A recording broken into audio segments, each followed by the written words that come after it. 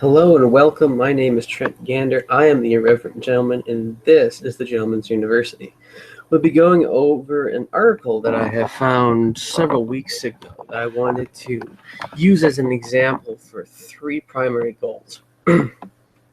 Those being manipulation, the basics thereof, and how he fails to use them.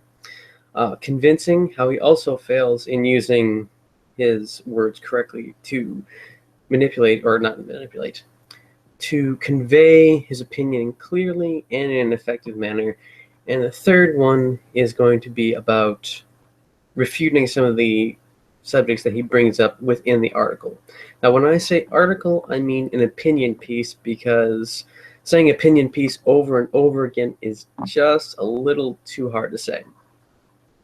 Please excuse me, I do have a frog in my throat. We'll start over the concept of manipulation. Manipulation is a very, very complex skill to have. It's not as easy as some people think. It's very similar to a stage production in that we have to have specific lighting, specific music, and specific backgrounds in order to convey the right feel and to get the right reaction from those we're trying to manipulate.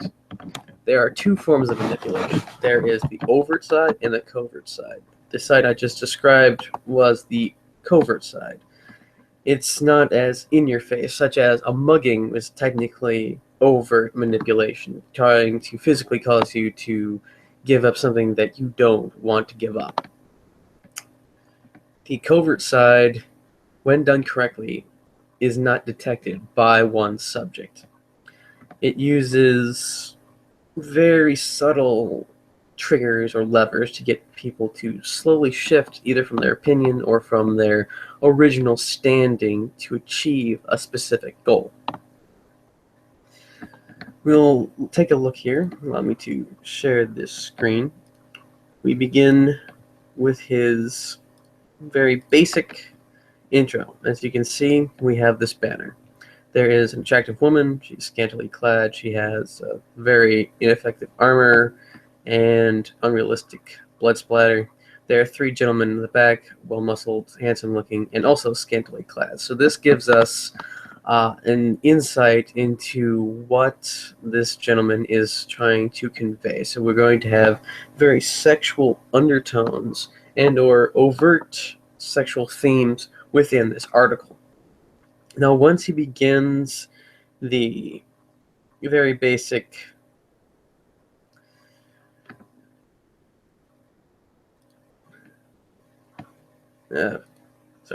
we have once again, this is the banner. We have a very sarcastic subtitle, some useful armor right there. We see again here the sexual undertones, sexual overtones from this very thing. And before he even finishes his spell, it's broken with a very basic thing, which is his title. The fantasy genre hates women. That is his title. He has expressed something that you should never do when trying to convince someone through an article. He has shown his own bias within the title. That is, he states an absolute, and he has stated his opinion and or his stance right off the bat. He also sets a stage for where we'll be just looking into things, which is the fantasy genre. And since, according to him, the fantasy genre hates women, we obviously see that bias. He then continues on with his failure with, no, you know, lots of people have written about women in the fantasy genre, most probably better than I can, but I'm going to give it a go anyways. Having read the article several times before, this intro sentence really has nothing to do with the rest of the article. Back to the title, he would have had a much more effective time if he were to use a similar phrase, what is the fantasy genre's opinion of women, or does the fantasy genre hate women? That would have been slightly better than his choice of intro here. He then reiterates he somewhat softens his initial analysis, the fantasy has a problem with women. He goes on to bring up The Hobbit and The Lord of the Rings and states that they are the worst offenders within his opinion on this. To our first point, this has ruined the spell of manipulation. He had a very good intro with the picture and the banner, and before he even finishes using what he had just started, he destroys it with an opinionated title. One of the things that we strive to aim for in the use of convincing through writing is to appear neutral, or at least having a very, very small bias with some opinion added to it, not this blatant absolute that he gives. He goes on to say, The Hobbit does not have a female character. I don't mean a female character with a speaking role. I mean there are no females who are so much as seen in the book, other than a few townspeople mentioned in passing. So we have another failing here. He states that The Hobbit has no female character. But then he mentions that there are a few townspeople mentioned in passing. So we have an absolute that is then immediately negated by the end of his paragraph. Now let's look at The Hobbit. It's been a while since I've actually read the book, but I remember it rather clearly. Two basic concepts are explored in The Hobbit. The first one is an introvert is forced out of his comfort zone by an associate of his for the ultimate betterment of the introvert. The second is a known fixer, also known as Gandalf, is contacted by a set of refugees to acquire a burglar in order to wrest their homeland from a tyrannical warlord personified in Smaug. Now let's look at something. If he is saying there are no female characters notably present within The Hobbit, I'd also like to point out this one fact. Bilbo Baggins and the dwarves, and possibly even Gandalf, are all not human. Bilbo is a hobbit. Frodo was also a hobbit, but he's not the main character of The Hobbit. The dwarves are obviously not human. Elrond is half human, but he's half elf as well. The goblins they encounter are also not human. The elves they encounter in Mirkwood, and the spiders as well, not human. And before that, they encounter Bjorn, a shapeshifter, who is technically not human, but capable of shifting into bear form and to a human form. Gandalf is something more than human, but he would be classified as more of a near human if we wanted to get technical. And by the end of the book, most of which takes up their adventures of actually getting to the Lonely Mountain, we have Lake Town, the only example we have of a firm set of human people within the Hobbit book.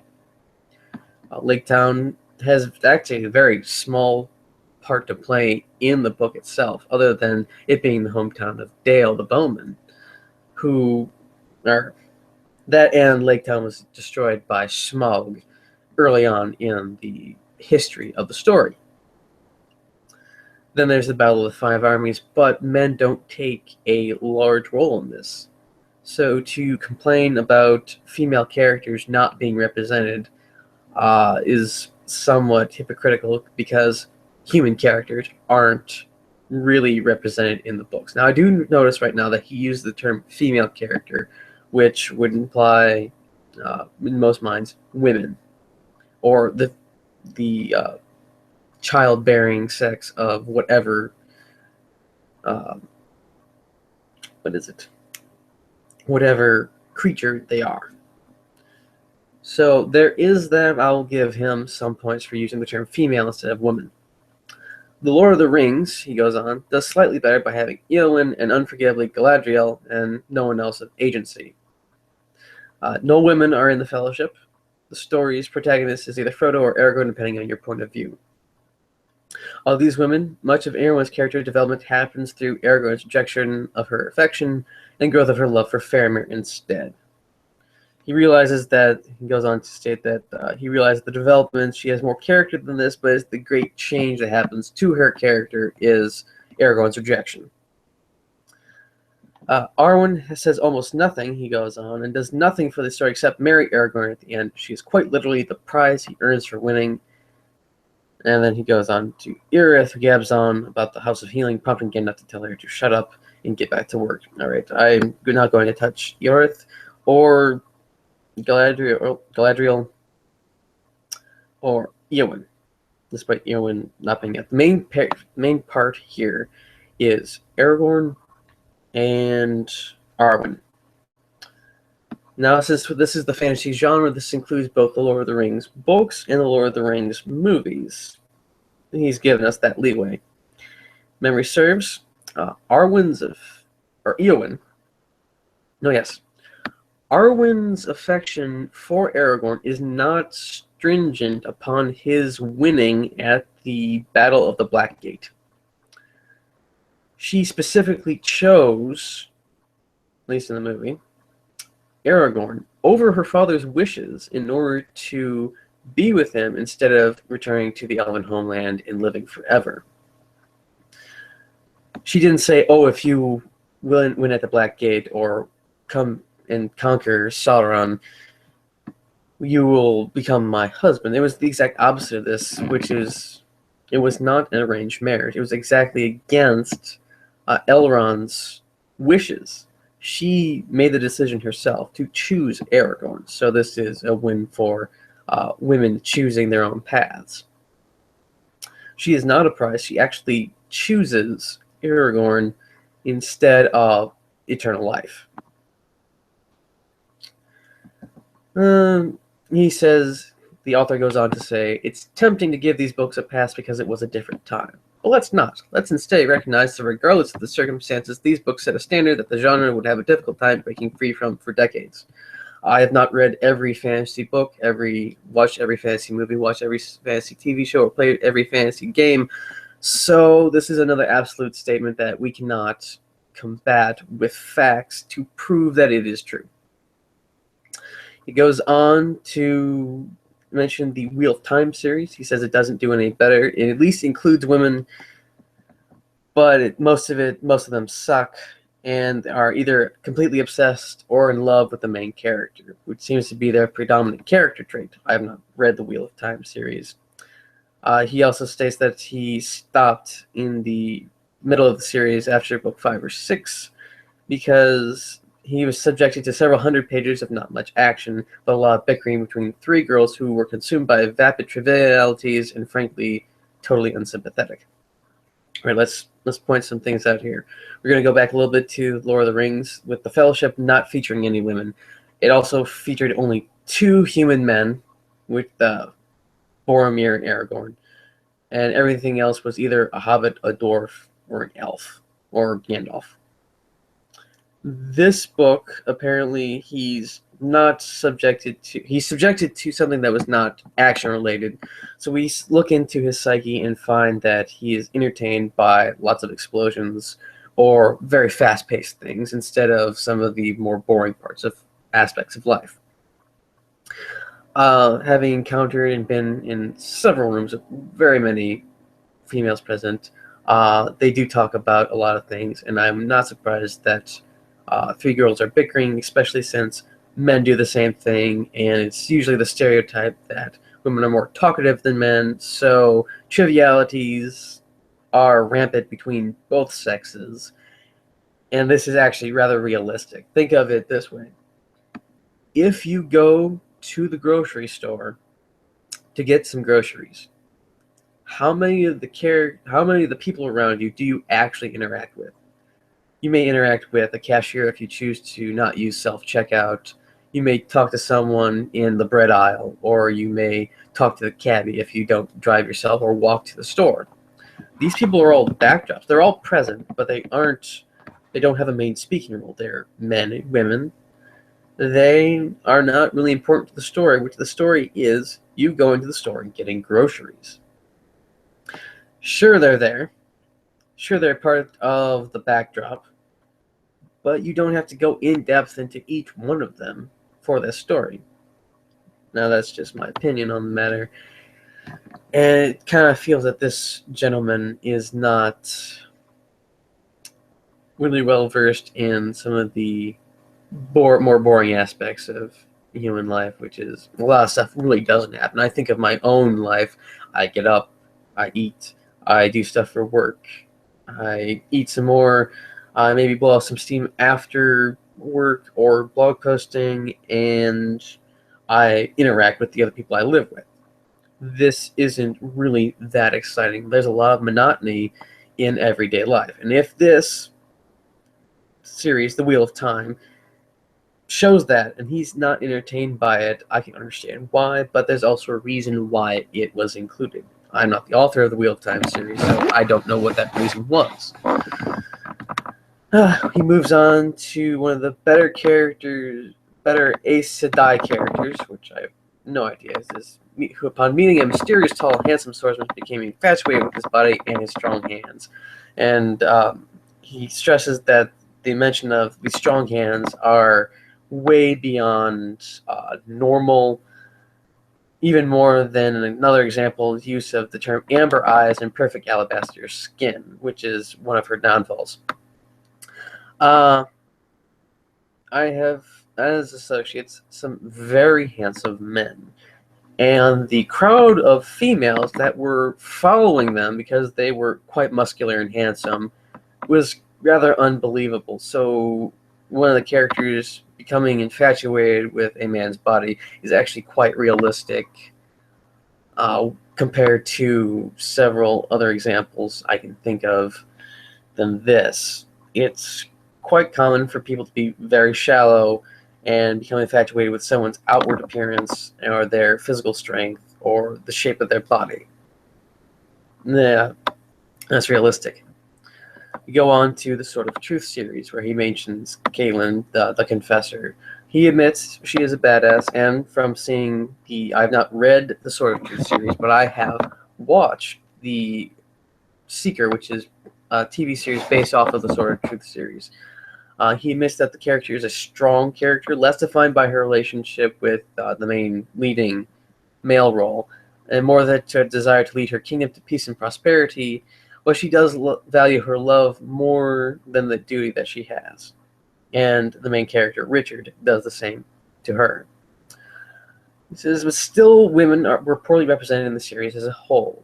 The Mordsith, a set of, I'm going to interject, these people were kind of like the specialized hitmen and enforcers of Darkenwall within the Seekers TV series, at least. He goes on, with the Mordsith being both the best example of other interesting female characters and at the same time a better transparent appeal to male fantasy with their skin-tight leather costumes and BDSM fetish-like group personality. They were tightly dressed in leather, and they did emphasize pain upon others. I disagree with it's an appeal to male fantasy. Yes, some men find that attractive, and there is evidence that some women also find it attractive. The female characters of the Mordsith were also bisexual within the TV series itself, so this is a kind of a poison chalice for him to bring it up because of the massive amounts of people's sexual preferences being different. He goes on to address King Killer Chronicle doesn't do anything really in this regard. It is his favorite fantasy series for the last long while, yet very, very lacking in interesting female characters free from strong, observable patriarchal influence. Going to history, at least, most societies were patriarchal. This could be used to say that the fact that fiction is greatly influenced by reality. He goes on to say the biggest female character in this series is a woman named Denna, who Patron beats and whips her until she leaves, until he must coax her back to him. He says, a poignant telling of physical, abusive relationship, and yes, we can find strength in Denna and hail her as a deep, complex character. Her counterpart, Kavoth, is a pure male power fantasy. Who reading that book doesn't want to live like Kavoth? He is incredible. he personally would kill to walk in his shoes for just one day. I have not read the King Killer Chronicle, and if Kavoth is the patron who beats and whips the woman, or if he's fawned over by large amounts of women, that is not my personal fantasy. That unsettles me because I was raised in a different culture than perhaps this gentleman was raised in. Is just not my personal cup of tea. There's some who probably would like that. I do not. Okay, and he says there's nothing wrong, nothing whatsoever with this power fantasy. It's everywhere. To decry it is to decry the fantasy genre as a whole and most of fiction besides. But why is it that we get this power fantasy in both, but see it in no female characters? I cannot answer this because I have not read every part of the genre. Again, he goes on to a character named Florian, the only other female character of much note, apparently within the King Killer Chronicle. She is described as the ultimate sex object, and she is in the story entirely for the benefit of Kavoth. Apparently, she is, for lack of a better term, his sexual toy. I do not condone that, and sex objects, while realistic and present in our society, I do not condone as the Irreverent Gentleman. And at this point, I'd love to remind anyone reading that we can love things while still being critical of them. He loves the King Killer Chronicles a lot. He loves them more than we do, and he still says it bugs him. Okay, I will give him that point. He goes on to address the Song of Ice and Fire, the series that the Game of Thrones is based on. He says it does the best job of female representation. You've got your Cersei, a truly terrible woman who yet has an undying love for her children, a sexual fantasy of many, yes, but a woman who uses that to her advantage. I will admit a failing on my part. I did not research Cersei in regards to the Song of Ice and Fire and the Game of Thrones. From what I've heard, I do not, well, probably will never watch the Game of Thrones because it is against my personal set of morals. He goes on to say, Cersei alone wouldn't be enough, but you've also got your Brienne, the embodiment of I can do anything men can do better. Possibly the best warriors in Westeros, especially after Jaime. Well, spoilers. Okay. He continues on to the character of Marguerite Tyrell and Arya. While suffering from a slow storyline, is extremely interesting, driven, and well-developed. Asha Greyjoy, a viable contender to her father's throne. Your Sand, Vipers, spoilers, your Shay, and a host of others. All right, so beyond that paragraph lists several other candidates for interesting female characters within the Game of Thrones genre. I have no idea what he is talking about within that because I have not watched it. He brings up the point that the Game of Thrones is unfortunately quite rapey. From what I've heard, yes. He says the show is much more so than the books. And in terms of sheer representation and depth of complexity of personality, women make a very strong showing. Okay, so there's, like in everything, there is positive and negative side effects of having certain things within books. I personally find rape in all of its forms to be a very terrible act and not worthy of condoning at all, and try to keep it and successfully keep it from my own personal fiction.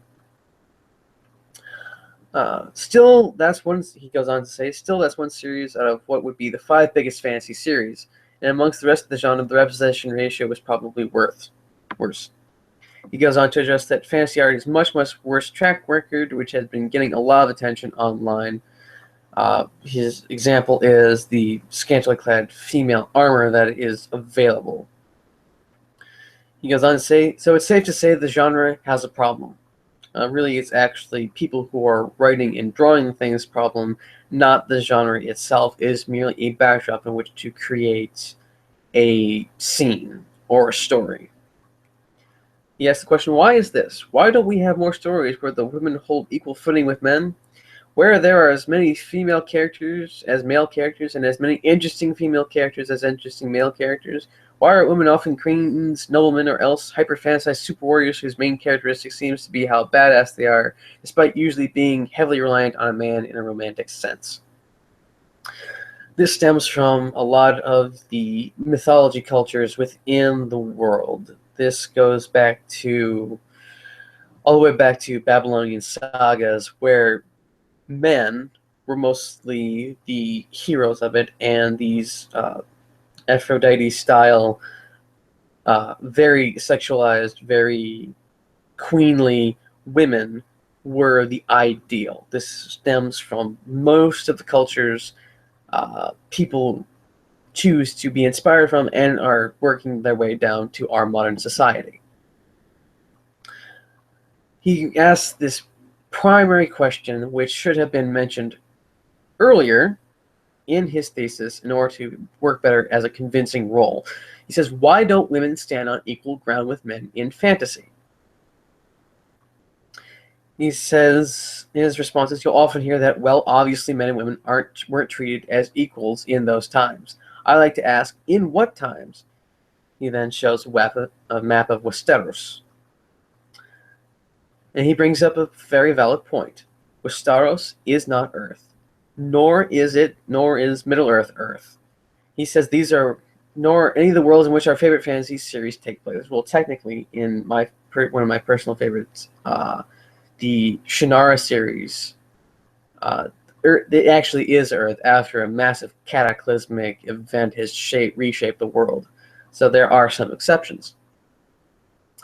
He goes on to say that those times is necessarily a faulty statement. We're referring to Earth times, saying that our past is the only past that could ever exist in any society anywhere. Technically, this is true because most writers who are writing this are men and women descended from other human beings. And the only examples of a past are our own mythologies, our own histories. We have a rather limited thing to work with. A lot of even the futuristic things feature examples from past technologies or are based off of what people would actually want to have ideas. He goes on to say, we accept without question that these worlds have magic, elves, dragons, creatures of folklore, and fairy tale. Do we think readers would really truly struggle with the concept of a woman who has an equal role in society with men? Here's where I greatly disagree with this individual, in that with the concept of women holding an equal role in society with men implies that within society men have equal standing. This is just not the case. We can look throughout any country in the world, any period in history, and we will find an unequal footing among men in a society. So he's asking for something that literally cannot be attained for having an equal societal role for women to be the same as men. And that is physically impossible because all men do not fulfill the same role in society. There are bachelors, there are fathers, there are businessmen, there are soldiers, there are miners, there are garbage disposers. These people fulfill different parts of a role in society. They do not fulfill the same role. Some fulfill multiple roles, such as husbands can also be fathers, and fathers can be husbands, and businessmen, and all of these things in varying degrees, but there's no absolute role for men in society. Sure, there are ones that they're normally attributed to, but not all of them fulfill the exact same role. It's much similar to an RPG game. We can't all have the same character for an entire party. There are different skill sets that are required for a ecosystem in order to work. This is not bad. Nature in its ecosystems has a lot of diversity, and within society, we require this diversity between men and women in order to have a functioning society. We cannot, the old phrase is, too many chefs in the kitchen. There's another phrase, but I'm not going to use it right now. Is that we cannot all be chief among our fellows. There's only one guy or gal who would be over the group. There is referred to psychologically as the alpha male or female, who technically hold some sway over the lower beta people or less alpha individuals within the group. There's always going to be a pecking order. There's never going to be all for one for all mentality among every individual on this planet. He goes on to say, why are so many fantasy series based on Arthur-like derivatives and none on Joan of Arc? This is possibly because Joan of Arc is portrayed as an insane zealot who heard voices and led her on a military campaign to free France. This is general frowning upon Christianity and some of its related mythologies. Of course, there is evidence that Arthurian legends are based off of the biblical stories of David and Goliath and other notable men within the biblical structure. He goes on to say, let's say you do have to adhere to patriarchal